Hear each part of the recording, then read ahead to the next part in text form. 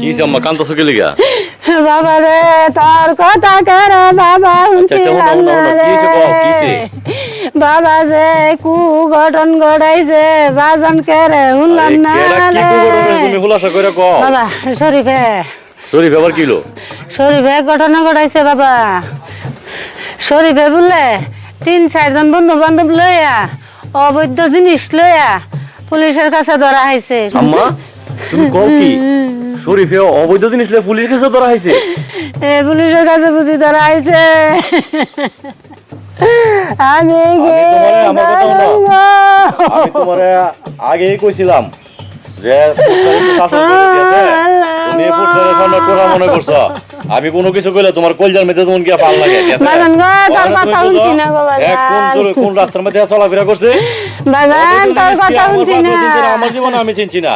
আর আজকে তোমার শুরু হতে অবৈধ জিনিস পুলিশের কাছে ধরা হয়েছে। জীবনে একটা লাল কালি দাগ লাগছে, ঠিক আছে?